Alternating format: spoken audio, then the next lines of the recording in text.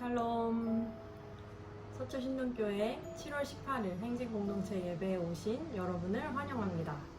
네, 제가 처음으로 예배 환영을 하게 됐는데, 저희가 이제 비대면으로 갑자기 이제 전환하게 되면서 우리가 통도강이나 이런 이벤트를 사실 그 예배당에서 진행을 하지 못하게 됐어요. 그래서 제가 카톡으로 매주 주일까지 저한테 보내주시면 제가 취합을 해서 목사님께 전달을 드리려고 합니다.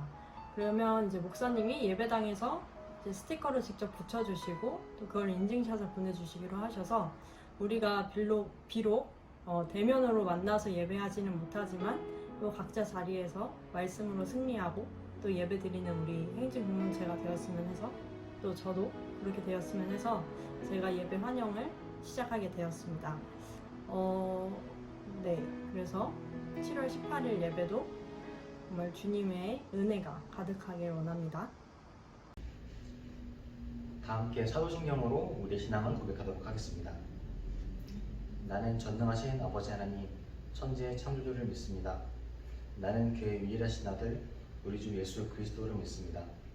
그는 성령으로 잉태되어 동정녀와 마리아에게서 나시고 본디오 빌라도에게 고난을 받아 십자가에 못 박혀 죽으시고 장사된 지 사흘 만에 죽은 자 가운데서 다시 살아났으며 하늘에 오르시어 전능하신 아버지 하나님 우편에 앉아 계시다가 거기로부터 살아있는 자와 죽은 자를 심판하러 오십니다. 나는 성령을 믿으며 거룩한 한 교회와 성도의 교제와 죄를 용서받는 것과 몸의 부활과 영생을 믿습니다. 아멘. 우리 다 함께 찬양하면서 함께 예배 자리로 나가도록 하겠습니다.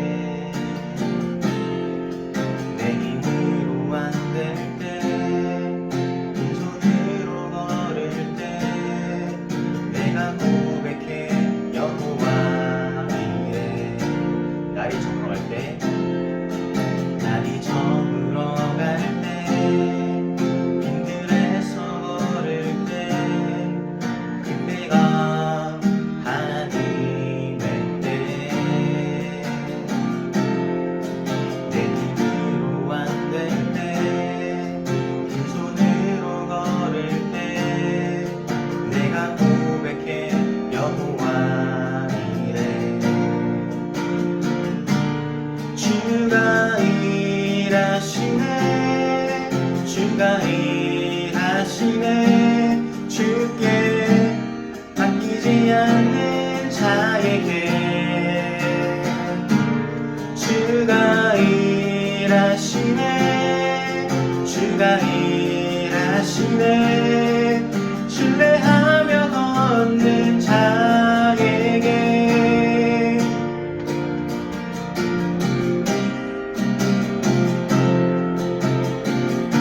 우리 모인 이곳에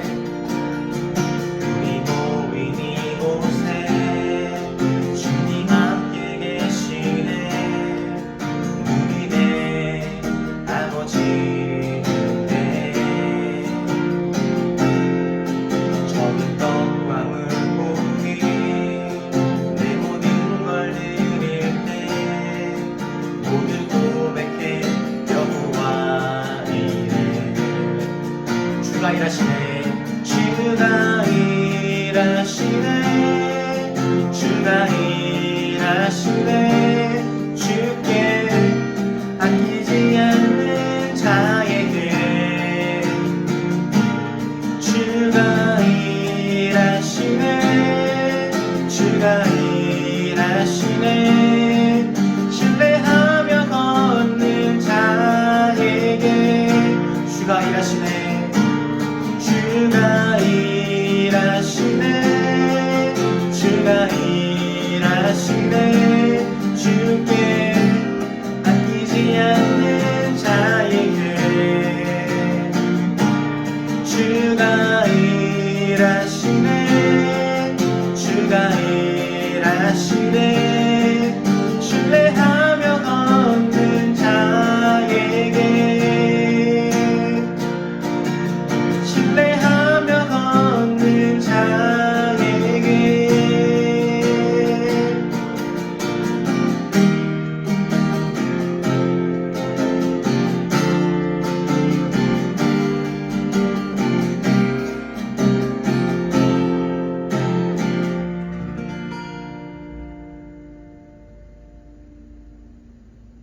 기도드리겠습니다. 하나님 아버지, 현재 코로나 사태가 더욱 심해지면서 많은 사람들이 고통받고 있는 가운데 오늘도 저희가 이렇게 모일 수 있게 해주심에 감사드립니다. 이러한 상황 속에서도 주님의 은혜로 이 고난을 이겨내어 하루빨리 행진공동체 모두가 대면으로 만나 예배를 드릴 수 있게 해주세요.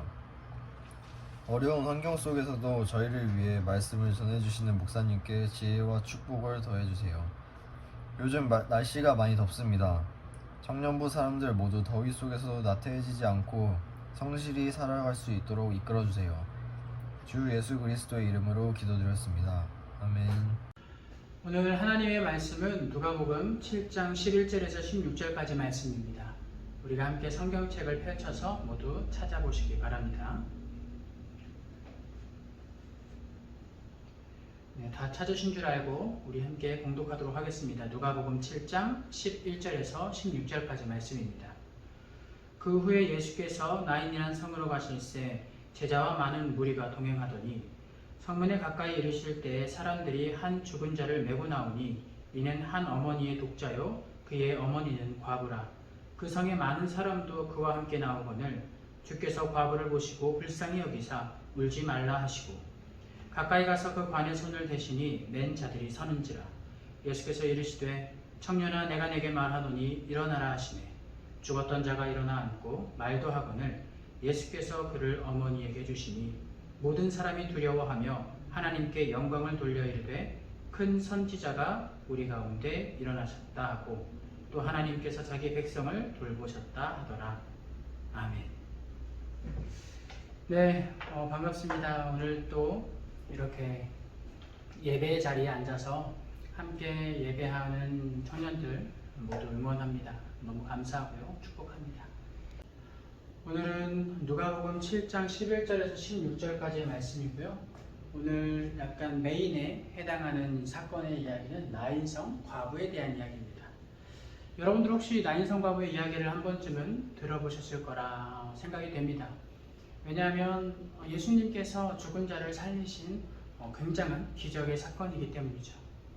그런데 우리는 오늘 이 나인성 과부의 사건을 단순히 예수님의 공생의 사건에서 한 기적, 한 어떤 사건으로만 이야기하고 또 이제 이해하는 것이 아니라 누가복음 전체의 맥락에서 이 나인성 과부가 가지고 있는 메시지는 무엇일까에 대한 그런 관점에 초점을 두고 한번 오늘 말씀을 파헤쳐 보도록 하겠습니다. 오늘 제가 누가복음 전체 문맥 속에서 이 나인성 과부의 사건을 이야기를 이제 다룰 거기 때문에 이전에 있었던 1장에서부터 6장까지의 내용을 간단하게 살펴봄으로써 여러분들이 누가복음의 문맥을 한번 이해해 보시기 바랍니다. 자, 먼저 누가복음 1장에서 3장까지의 내용에는 무엇이 있냐면 세례 요한과 예수님의 탄생 소식이 있었습니다. 그리고 나아가서 예수님께서 이 세례 요한에게 세례를 받으시면서 이제 일단락이 되는 것이 바로 누가복음 1장에서 3장까지의 내용입니다. 자, 이 세례를 받으셨다라는 것의 의미는 여러분들 제가 한번 말씀드려서 아실 거겠지만 한 번 더 말씀드리면 이 세례를 받으셨다는 것은 예수님께서 가지고 계신 그 사명과 사역을 이제 본격적으로 시작하겠다라는 어떤 시작점, 시작을 알리는 하나의 신호였다라고도 보여줄 수 있습니다. 자, 그 다음에 이제 누가복음 4장으로 넘어가 보면요. 세례를 받으시고 본격적으로 공생의 활동을 시작하려는 예수님께서 가장 먼저 하시는 것이 무엇이냐면 광야에서 사탄에게 시험을 받으시는 겁니다.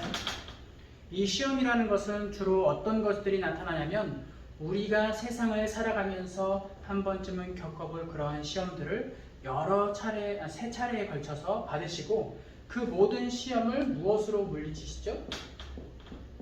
바로 말씀으로 물리치십니다. 그래서 이 시험을 말씀으로 말미암아 물리치시고 이제 예수님의 말씀으로 인하여 이 여러 가지 시험들을 이기셨다라는 어떤 사역의 시작점을 좀 제대로 알려주는 그런 모습이라고 볼 수가 있겠죠. 자, 이때부터 예수님은 뭐 갈릴리나 가버나움을 오가시면서 여러 회당에서 이제 각 지역마다 회당이라는 곳이 있는데 사람들이 모여서 뭐 이제 지금으로 치면 뭐 강의도 하고 강연도 하고 서로 모여서 이야기도 하는 그런 공간입니다. 그런 회당에서 사람들에게 하나님의 복음을, 하나님의 나라를 선포하시고 알려주시면서 가르치시는 내용들이 쭉 나타나게 됩니다. 여기에 해당하는 내용들을 이제 마태복음으로 가져가면 산에서 사람들에게 가르치시는 내용이 나타나게 되는 거죠. 산상수훈이라고 보통 우리가 얘기하죠. 자, 그래서 쭉 여러 말씀들을 가르치십니다. 어디까지 가르치냐면 6장 끝까지 쭉 계속해서 가르칩니다. 뭐 안식일에 대해서도 가르치시고 또 5장에서는 제자들을 부르시면서 그들에게도 가르치시고 계속해서 가르치시는 내용들이 반복되는데 특별히 이 가르침을 시작하는 이 갈릴리 회당에서 어떤 일이 일어나냐면요. 이제 이사야 선지자가 했던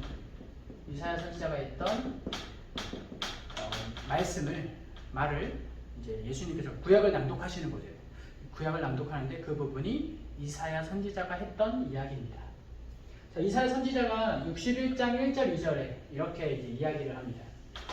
뭐라고 이야기를 하냐면 제가 한번 봉독해 드릴게요. 주 여호와의 영이 내게 내리셨으니 이는 여호와께서 내게 기름을 부으사 가난한 자에게 아름다운 소식을 전하게 하려 하심이라. 나를 보내사 마음이 상한 자를 고치며 포로된 자에게 자유를, 갇힌 자에게 노임을 선포하며 여호와의 은혜의 해와 우리 하나님의 보복의 날을 선포하여 모든 슬픈 자를 위로하되 라고 하면서, 자, 이것은 어떤 내용이냐면요, 이사야 선지자가 앞으로 메시아가 오실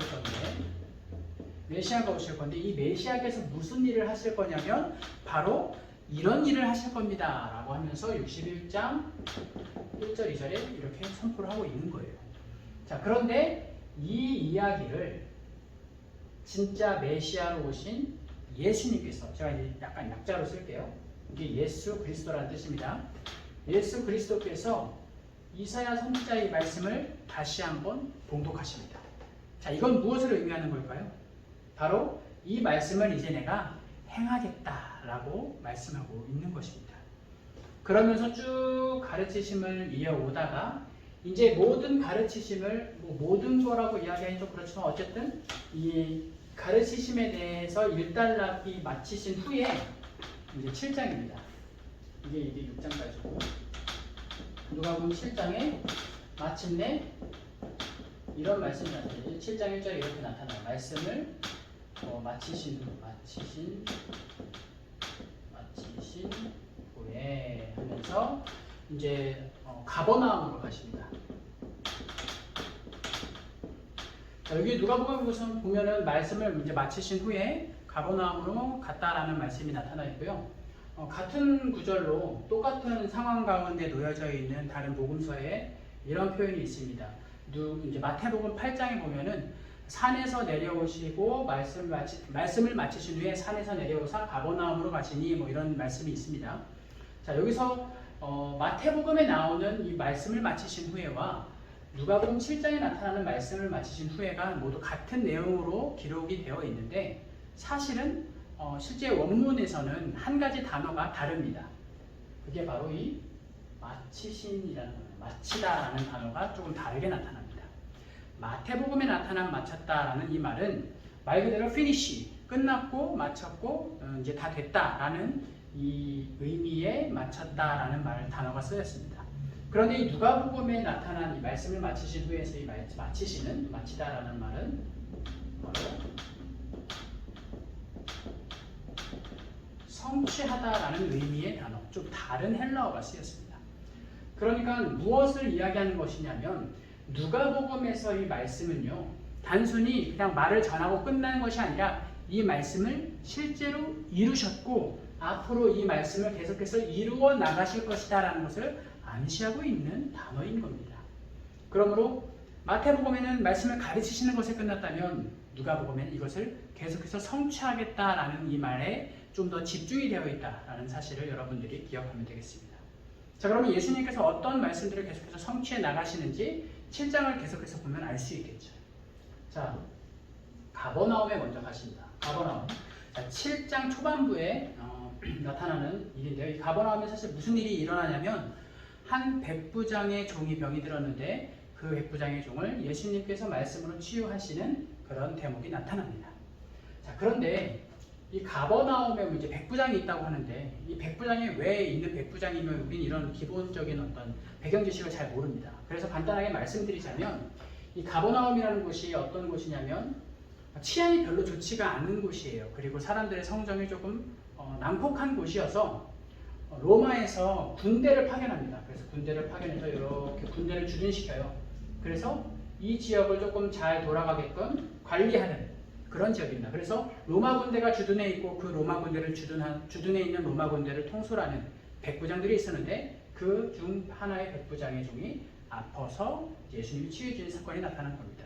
그래서 여기에 백부장이 있었다라는 것을 알아두시면 좀 이해하시는데 도움이 되겠죠.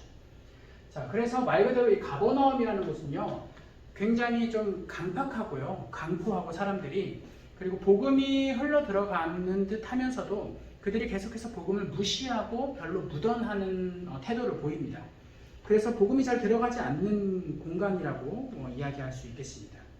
그런데 예수님께서는 바로 이 복음이 흘러 들어가기 가장 강팍한 곳, 그곳으로 바로 나아가셔서 하나님의 말씀, 하나님의 복음이 어떤 것인지 몸소 보여주시고 가르치십니다. 그것이 맨 처음 일어난 사건이 백부장의 종을 치유시키신 사건입니다. 그리고 이 백부장에게 이야기하죠. 이 믿음이 이스라엘 어느 전역에서도 이만한 믿음을 보지 못했다라고 말씀하시면서 믿음으로 말미암아 구원을 얻은 이 모습들을 계속해서 보여주시는 겁니다. 자, 그리고 나서 이 가버나움의 사건이 끝난 다음에 이 가버나움에서부터 나인성으로 옮겨가시게 됩니다. 자, 이제 오늘의 본문이 등장하기 시작합니다. 여기 보면, 자, 여기가 나인성이고 여기가 가버나움입니다. 자, 예수님과 제자들이 오늘 말씀 속에서 보면 예수님과 제자들이 예수님과 많은 무리를 지은 이 제자들이 나인성으로 향하고요. 나인성에는 어떤 한 행렬이 밖으로 나오고 있었습니다. 네. 그리고 이 가버나움과 이 나인성의 거리는 약 한 40km 정도가 되는데 가는 길 중에 반드시 지나쳐야만 하는, 거의 끝에쯤 다다라서 반드시 지나쳐야만 하는 한 길이 있는데 가버나움에서 나인성으로 가기 위해서는 반드시 그 길을 지나쳐야 되고요. 그 길은 외길입니다. 나인성에서부터 나올 때에도 무조건 그 길을 지나칠 수밖에 없어요. 그래서 어떤 한 그 길이 있는데 그 길에서 마주침이 일어납니다. 어떤 마주침이냐면 여기 이제 간단하게 그릴게요. 여기 예수님과 제자들이 있고요. 여기는 어떤 행렬이 있습니다. 자, 그런데 이 행렬이 무슨 행렬이었냐면 장례 행렬이었어요. 장례 행렬이었고, 이 장례 행렬 중에서도 굉장히 슬픈 장례 행렬이었죠. 뭐였냐면 과부의 외아들이 죽어서 그를 장사 지내기 위해서 나오는 중이었던 거예요. 자, 이러한 사건 속에서 벌어지는 일이 바로 오늘 말씀에 나타나는 겁니다. 자, 기초적으로 생각해 보자면 이제 먼저 이 나인을 한번 살펴볼게요. 나인성의 이 나인이라는 것이 이 말이 무엇을 의미하는 걸까요? 조금 긍정적인 의미일 것 같으세요? 부정적인 의미일 것 같으세요? 저는 조금 부정적인 의미이지 않을까. 왜냐하면 이런 슬픈 일이 있어서 그러지 않을까라고 생각을 했는데, 나인이라는 의미가 즐거움, 만족, 편안함, 뭐 이런 의미들이 있어요. 그래서 이 당시 사람 이제 공부를 해보니까 이 당시에 사람들이 이 나인성을 떠올리면, 이 나인성이라는 말을 듣고 떠올리는 하나의 지역이 있었어요. 공간이 있었는데 그게 뭐였냐면 에덴 동산이었습니다. 그러니까 나인성이라는 것은 무엇이냐면 에덴 동산처럼 풍족하고 즐거움이 가득한 그런 성이다라고 이름 붙인 거예요. 그런데 굉장히 모순적이게도 이 즐거움과 만족함과 평안함이 가득해야 되는 이 나인성에서 굉장히 슬픈 일이 일어나고 있고, 그 행렬이 모든 슬픔을 가진 사람들과 함께 나타나고 있는 것입니다. 여러분들 그런데 생각을 해보세요. 예수님께서 가시는 곳마다 조금씩 어떠한 모순적인 일들이 계속해서 벌어지지 않았습니까? 예를 들면 이런 것이죠. 혼인잔치이긴 혼인잔치인데 그 혼인잔치에서 가장 중요한 포도주가 떨어져 있는 혼인잔치. 그리고 은혜의 집이라는 연못인데요. 베데스다라는 연못인데 거기에 들어가면 뭐 여러 가지 병이 낫는다는 그런 전설이 있는 그런 은혜의 집이라는 이름을 가지고 있는 연못인데 그 주변에 수많은 병자들이 포진해 있고요. 그리고 안식하라고 하나님께서 명령하시는 날에 사람들의 생명과 사람들의 인격이 그 율법으로 말미암아 무시되어지는 그런 환경. 그리고 오늘 이 즐거움과 만족함과 평안함이 가득해야 되는 나인성에서 죽음의 행렬이, 슬픔이 계속해서 벌어지고 있는 상황. 끊임없이 모순적인 상황들이 반복되고 있습니다. 그 중에 오늘은 조금 더 그러한 상황들이 극적으로 치닫는 모습을 보여줍니다. 자, 예수님께서는 이제 이 과부 외아들의 장례 행렬에 맞닥뜨리게 되십니다. 여기서 딱 마주칩니다. 그때 예수님께서 어떻게 하시냐면 과부를 보세요. 과부를 바라보시고 과부를 불쌍히 여기셔서 이렇게 말씀하십니다. 울지 말라. 울지 말라고 하세요. 자, 그냥 그런가 보다라고 할 수 있지만 사실 이 말은 우리가 듣기에는 굉장히 불편합니다. 왜냐하면 여러분들 장례식장에 한 번쯤 가보신 분들이라면 알 거예요. 다른 주변에 있는 사람도 아니고 이 장례를 무려 외아들을 잃은 과부에게, 그 본인에게 너무 그가 안타깝고 불쌍해서 가서 울고 있는 그 사람한테 가서 울지 마세요. 혹시 여러분들 중에 그렇게 말하실 수 있는 분 계십니까? 어떻게 이런 말을 합니까? 감히. 그쵸? 우리는 생각도 못합니다. 그저 우리는 뭐 힘내세요 이런 말도 하지 못해요. 이게 힘이 나는 상황이 아니니까요. 그래서 우리는 그저 묵묵히 그냥 눈을 마주치고 인사하면서 같이 옆에 함께 해주고 그냥 같이 눈물을 흘려주는 것 정도밖에 못합니다. 이 주변에 많은 행렬들, 이 성에서 나온 많은 사람들도 그런 것밖에 할 수가 없었어요. 그게 우리의 한계이죠. 그런데 예수님께서는 분명히 그 과부에게 울지 말라고 말씀하세요. 왜 그렇게 말씀하셨는지 그 다음 구절을 보면 알 수 있겠죠. 14절입니다. 가까이 가서 그 관에 손을 대시니 맨 자들이 서는지라. 죽음의 행렬이 계속해서 이어져 나오는 가운데 예수님께서 관에 손을 대십니다. 예수님께서 관에 손을 대니까 죽음의 행렬이 어떻게 됐죠? 멈추어 서게 됐습니다. 여러분들 조금씩 이 이야기의 깊은 숨은 내면들을 꺼내보시기 바랍니다. 죽음의 행렬들이 예수님께서 손을 대자 멈추어 섰습니다. 자, 그럼 이 시점에서 예수님과 제자들이 가지고 있는 어떤 의미와 상징들을 한번 살펴볼게요. 자, 예수님은 어떤 분이시냐면 생명이시죠. 예수님은 생명이십니다. 그리고 예수님은 부정하세요, 거룩하세요? 말할 것도 없죠. 거룩하십니다. 그리고 이 제자들은요, 나중에 이 제자들이 다 어떤 공동체가 되냐면 교회 공동체가 돼요. 교회 공동체. 자, 이것이 예수님과 제자들이 가지고 있는 상징성입니다. 그리고 의미하는 바이기도 하고요. 그리고 이제 과부 외아들 장례 행렬이 이야기하고 있는 것, 좀 대조적으로 이야기해보자면 죽음이죠. 그리고 여러분들이 이제 율법서들을 많이 보았다면, 모세오경을 많이 보았다면 여러분들이 알 수 있는 건데, 이 시체를 만지고 그 시체에 닿거나 하면은 7일 동안 부정한 상태가 돼요. 그러니까 시체라는 것은 이 죽음을 가지고 있는 어떤 형체는 부정합니다. 부정한 상태입니다. 그리고 여기에 소망이 있습니까? 소망이 보이지 않죠. 슬픔만이 가득합니다. 슬픔만이 가득해요. 자, 생명과 거룩과 교회가 죽음과 부정과 소망 없음과 슬픔이 있는 곳으로 나아가게 됩니다. 여러분들 이것이 단순히 의미하는 게 그냥 나인성 과부를 치유하시는 것 같습니까? 저는 이게 우리들의 사명으로 보여지기도 합니다. 여러분들은 어떤지 모르겠지만 제자들은 교회라는 말씀을 제가 드렸어요. 그런데 제자들이 누구를 따라가고 있죠? 예수님을 따라가고 있습니다. 교회는 누구를 따라가야 되는 건가요? 바로 예수님을 따라가는 거죠.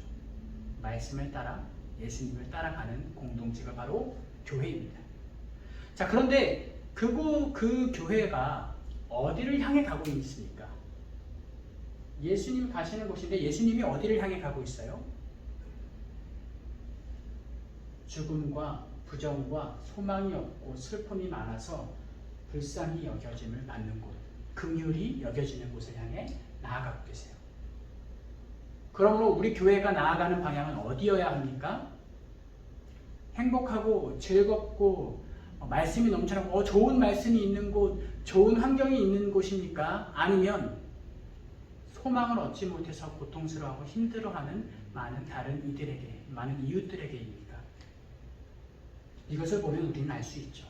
어쩌면 우리는 이 긍휼, 예수님께서 무언가를 보시고 불쌍히 여기시고 긍휼히 여기심을 바라보고 나아가시는 것처럼 우리도 그래야 하는데, 요즘 우리는 이러한 긍휼, 이러한 불쌍히 여김을 바라보고 그곳으로 나아가는 이 행동력이 많이 부족하고 떨어지지 않나라는 생각이 듭니다. 여러분들 이런 것들을 바라보면서 한번 좀 생각해 보시고 기도해 보시기 바랍니다. 어쨌든 이제 이 예수님의 행렬과 장례 행렬이 맞닥뜨리는 그곳에서 이제 예수님께서 관에 손을 딱 대십니다. 자, 관에 손을 댄다라는 것은 거룩과 부정이 마침내 맞닥뜨린다는 거예요. 생명과 죽음이 마침내 맞닥뜨린다는 거죠. 보통은요, 율법에 나타난 바로는 생명이 있는 사람이 죽음이 있고 부정이 있는 사람의 몸에 닿으면 어떻게 돼요? 다시 부정해지게 되고요. 자기 본인이 부정해져요. 그래서 7일 동안 격리된 상태에 있어야 된단 말이죠. 그런데 예수님께서 이 죽음과 부정에 손을 대시자 어떤 일이 발생했냐면 생명이 나타납니다. 생명이 일어나게 된 거예요. 오늘 이제 새 생명이라고 이야기할 수 있죠. 예수님께서 손을 대시자 그 청년이 새 생명을 가지고 일어서게 됩니다. 앉기도 하고 말하기도 하며 살아나게 되는 거예요. 그리고 그를 끌어다가 그의 어머니에게 줍니다. 자, 여러분, 울지 말라고 하신 말씀의 이유는 예수님께서 그에게 새 생명을 주실 수 있는 분이었기 때문이에요. 우리는 이런 말을 하지 못합니다. 왜냐하면 우리는 새 생명을 줄 수 없거든요. 우리는 그저 옆에서 그냥 장례 행렬에 같이 따라가면서 머물러 있어주는 것밖에 하지 못합니다. 하지만 예수님께서는 새 생명을 통해서 그 여인의 슬픔을 온전히 해결해 주십니다. 그렇다면 여기에서 우리가 생각해야 되는 것이 있습니다. 예수님께서는 이 생명과 거룩함을 이 죽은 외아들에게로 넘기셨습니다. 그리고 이 외아들에게 있었던 죽음과 부정을 스스로 끌어안으셨습니다. 여러분 뭐가 생각나지 않으십니까? 이 대목에서 뭐가 생각나세요? 분명히 맞추신 분이 있을 거예요. 바로 십자가입니다. 십자가예요. 누가복음 전체의 문맥 속에서 예수님이 나인성 과부의 외아들을 살려주신 이 사건은요, 예수님의 십자가 사건을 의미하고 있는 거예요. 복음이요. 죽음과 슬픔, 해결할 수 없는, 그 누구도 해결할 수 없는 슬픔에 잠긴 그 사람에게 울지 말라고 하시고 그 사람에게 기쁨을 되찾아 주신 것, 회복시켜 주신 것, 죽을 수밖에 없는, 이미 죽어버려서 더 이상 어떻게 할 수 없는 상황 속에서 새 생명을 주심으로 말미암아 스스로 십자가를 감당해내신 것, 죽음과 부정을 입으신 것, 그 사건이 바로 나인성 과부의 사건입니다. 복음이죠. 나인성 과부에게 복음이 전해진 겁니다. 실제적인 사건으로요.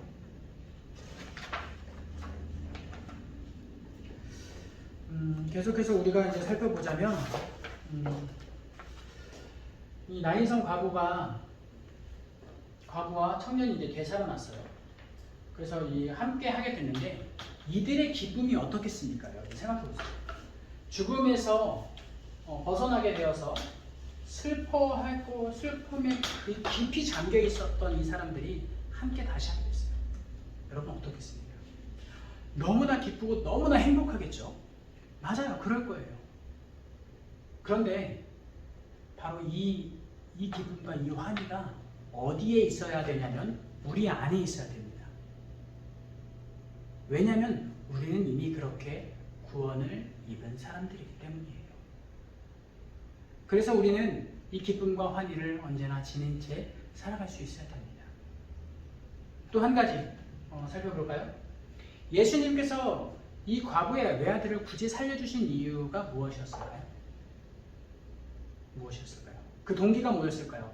이 과부가 너무 슬퍼하고 했지만 이 과부의 믿음이 좋아서 살려주신 걸까요? 아니면 이 장례 행렬들이 너무 이제 갸륵하고 그 정성이 너무 보기 좋아 보여서 그것 때문에 이 외아들을 살려주신 걸까요? 살려주신 동기는 분명히 말씀에 이렇게 나타납니다. 어디 나타나냐면 13절, 오늘 말씀 7장 13절에 나타나요. 주께서 과부를 보시고 불쌍히 여기사, 바로 예수님의 긍휼. 그러니까 이 사건은 예수님의 긍휼이 동기가 되어서 예수님의 사역이 일어난 사건이에요.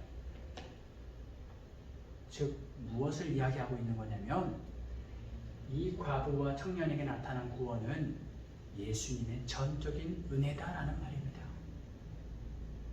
더불어 우리에게 허락된 예수님께서 주신 구원의 은혜와 믿음 또한 전적으로 하나님의 은혜다라는 말을 여기서 나타내고 있는 겁니다.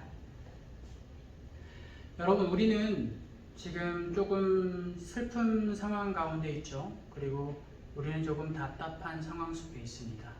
그래서 보이지도 못하고 이렇게 영상으로밖에 만날 수가 없어요. 하지만 이 속에서 우리가 여전히 기뻐하고 감사할 수 있는 것은 이미 죽어 있었던, 하나님과 단절돼서 이미 죽어 있었던 우리들을 예수님께서 그 생명을 다하심으로 말미암아 다시 새 생명을 주셨기 때문입니다. 이 복음의 메시지를 여러분들이 꼭 기억하시고 내가 새 생명을 얻은 것으로 말미암아 기쁘고 환희하는 그 모습을 하나님께 아낌없이 고백하시기 바랍니다. 한 주간 여러분들의 삶 속에 이 복음으로 말미암아 큰 기쁨과 찬양의 소리가 끊이지 않는 나날들이 되길 바랍니다. 기도하겠습니다. 사랑의 주님 감사합니다. 우리를 말씀으로 말미암아 더욱 하나님께 나아가게 하시고 복음을 이해하게 하시며 우리의 마음 가운데 말씀을 새겨주시니 감사합니다. 한 주간 살아가며 하나님의 사랑과 은혜를 더욱 기뻐하고 찬양하는 저희들이 되게 하여 주옵소서. 예수님의 이름으로 기도합니다. 아멘. 이제는 우리 주 예수 그리스도의 은혜와 하나님의 사랑과 성령님의 교통하심이 하나님의 말씀을 힘입어 복음을 믿는 믿음으로 기뻐하고 찬양하기로 작정하는 예배하는 모든 청년들과 그 가정과 교회와 나라 위에 지금으로부터 영원까지 함께하여 주시기를 간절히 축원하옵나이다.